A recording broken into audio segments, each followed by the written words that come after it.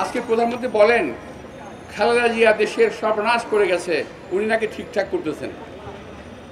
ভাই কি ঠিক করতেছেন আমার জানা নাই। দেশে আজকে বাংলাদেশ ব্যাংকের দিকে নজর দেন, টাকা পয়সা নাই।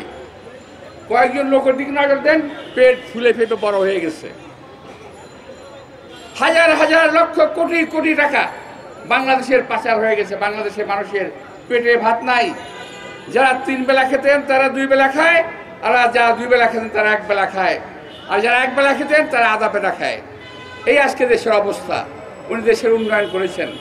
এই উন্নয়ন চুরির উন্নয়ন দেশের মানুষ কখনো মেনে নেবে না। আর আরেকটা ফাঁদ, সর্বশেষ ফাঁদ পেতেছেন আমাদের আজকের সরকার। তারা বলছেন উপজেলা নির্বাচন,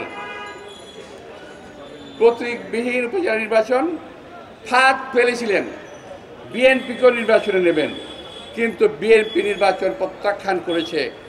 যেই নির্বাচনে জনগণ ভোট দিতে পারবে না, সেই নির্বাচনের প্রয়োজন বাংলাদেশে নাই। একতন্ত্র কায়েম করতে পারেন, রাজতন্ত্র ঘোষণা দিতে পারেন, কিন্তু নির্বাচনের কথা আপনাদের মুখ দিয়ে মানায় না। 7ই জানুয়ারি কি ভোট দিতে গিয়েছিল লোকজন? এবারও যাবে না।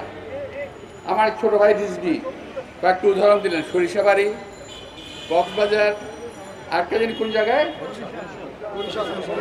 বরিশাল। ওরা নাকি বলছে যে কেউ নির্বাচনে দাঁড়াতে পারবে না, আমার প্রার্থী দাঁড়াবে।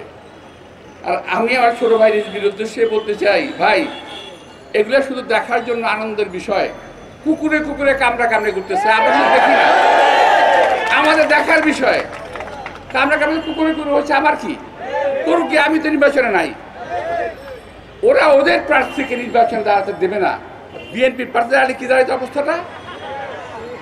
তো আমাদের সিদ্ধান্ত সঠিক আছে, সঠিক থাকবে ইনশাল্লাহ। পরিশেষে এই স্বৈরশাহীর আবার অনেক কি জানি একটা উৎখাত, সরকার উৎখাত করবে। আর ভাই আমরা তো সরকারই দেখি না, এটা তো নির্বাচিত সরকার নয়। সুতরাং এই সরকারকে উৎখাত করা কিংবা রাখার দায় দায়িত্ব বিএনপি বহন করে না। জনগণ যদি মনে করে, যখন মনে করবে, তখন লাথি দিয়ে সরকারকে ফেলে দিবে। এই সরকার ক্ষমতায় থাকতে পারবে না।